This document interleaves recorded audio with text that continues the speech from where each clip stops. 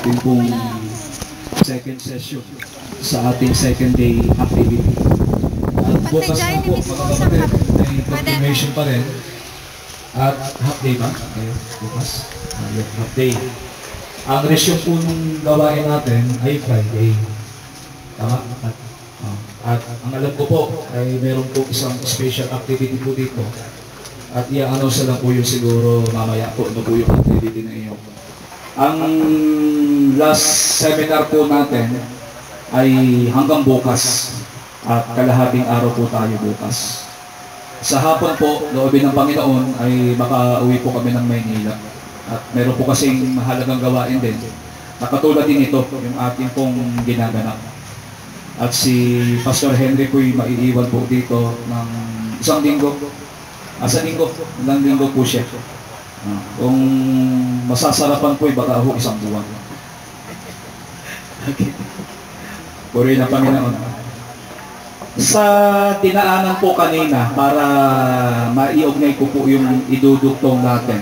Kasi ano po sa tinalakay ni Pastor Steve at doon sa dinaanan po ni Brother Henry, ang iglesyang nasa daan ng Diyos. Nasa daan ng Diyos. Yun yung ating tinalakay. Ang iglesyang nasa daan ng Diyos, tinalakay po kanina, may tunay na misyon.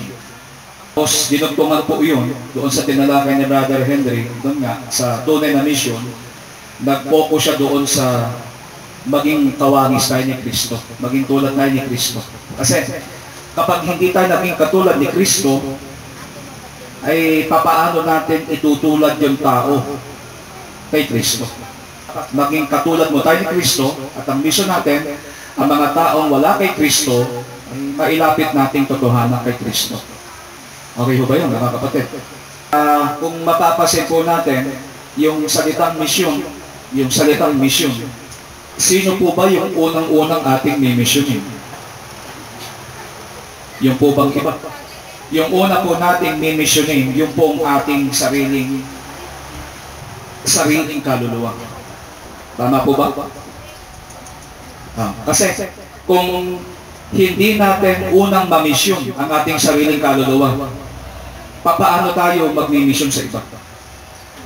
Kaya doon sa tinalakay ni Brother Henry, habang ako po'y nakaupo at nakikinig, yung pangunawang nilalagay sa akin habang ako ay nakikinig, hindi tayo magiging epektibong lingkod ng Diyos sa maraming kaluluwa kung yung ginagamit na instrumento ng Diyos ay hindi po nag-iingat unang-una ng kanyang sariling kaluluwa. Tama po? Sa Deuteronomy 9, sa New Testament, verse 5. Sabi dyan sa Deuteronomy chapter 4, verse 9, iingat ng kanyang sarili. Nakalagay dyan, sabi dyan, buong sikap na iniingatan niya ang kanyang kaluluwa. Ang nag-iingat ng kanyang sarili ay buong sikap na nag-iingat ng kanyang kaluluwa.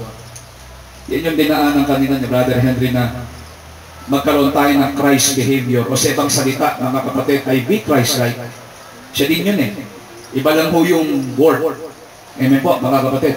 So, ang ating mission, yung ating unang, ang sabi nga sa atin, we are ambassadors of Christ. Sabing ambassador, mga kapatid, katulad sa ating bansa, ang ating Pangulo, meron tayong inilalagay na ambassador sa iba't ibang bansa na naando doon yung mga OFWs. Tama ba?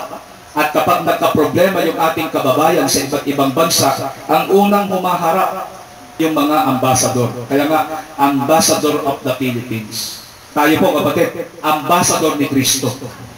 At kung tayo ambassador ni Kristo, sa ibang salita, representative. Tama ba? O sa Tagalog, kumakatawan. Kaya ang kumakatawan dapat, mga kapatid, una, yung sariling kaluluwa niya, ang kanyang talagang nililimpyong mabuti. Kasi po, kung tayo ay ambassador ni Kristo, hindi naman nakikita si Kristo, magiging fail po ba ang mission? Hindi siya Christ mission. Maliligaw po yung mission. Tama po ba, mga kapatid? So dapat yung sariling kaluluwa. Deuteronomy 4:9, nabasa niyo na po ba? Hindi ko nabasahin isa-isa kasi haba tayo No. Ito pong kasunod, mga kapatid. Alin po yung pangalawang target ng ating mission? Kasi kung mission, na pinupuntirya ng mission, o kaya yung salitang first target natin, yung kaluluwa natin.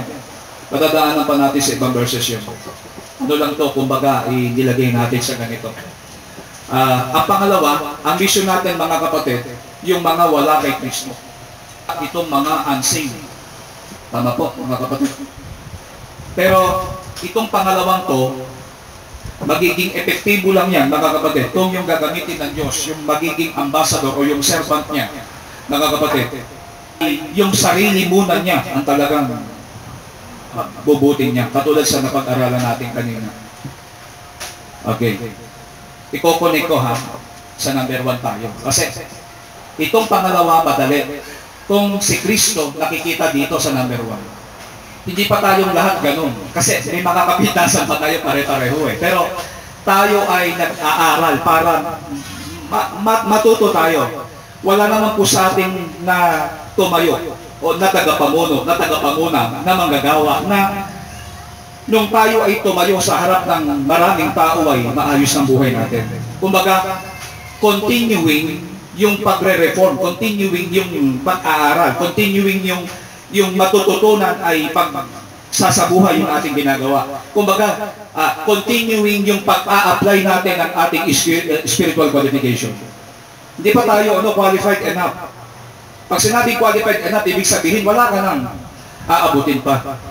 Sabi sa Philippians 3, sabi ni Paul, sinisikap kong abutin ang ikinaabot kay Kristo. So, wala pa yung fullness. Tama po, mga kapatid. Simula kay Brother Henry, sa akin at sa mga ginagamit po dito pa, huwag tayong mag-isip na, di kayo, mga qualified enough na kayo, hindi pa rin po. Ang qualified lang ay si Kristo. Pero ang lahat ng papayag na sumunod kay Kristo bilang isang servant or ambassador ni Kristo, sisikapin niyang tumulad kay Kristo. But we are not perfect. Ano tayo? Willing tayong matuto, willing tayong mag-apply. Dalawa lang. Willing tayong matuto, willing tayong mag-apply. Kasi kahit matuto, hindi naman natin i-apply, hindi pa rin tayo magiging kwalipikado. So, nag-aaral tayo para maging kwalipikado. Marahil ang iba sa atin, may kwalifikasyon na pero hindi pa enough ang ating qualification. Hindi pa enough yung ating qualification.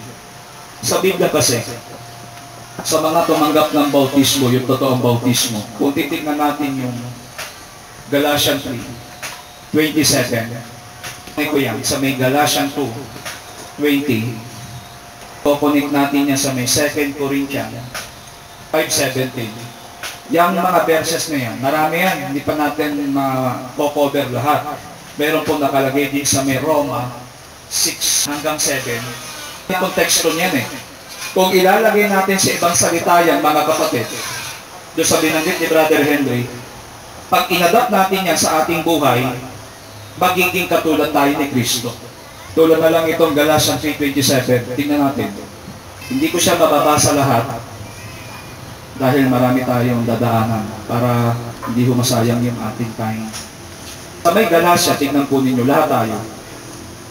Sa may Galatians 3, tingnan nyo dito muna tayo sa 26.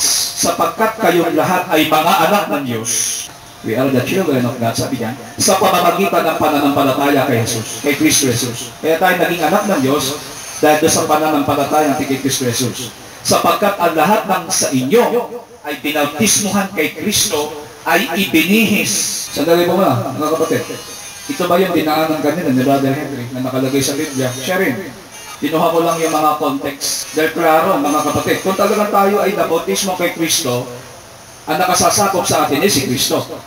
Di ba tayo, literally, kapag tayo ay naghugas ng ating katawan, ang tawag natin ay paliligo, yung damit mong marumi, after na ikaw ay maligo, yung palimang sinusuot mo. Di ba tindi?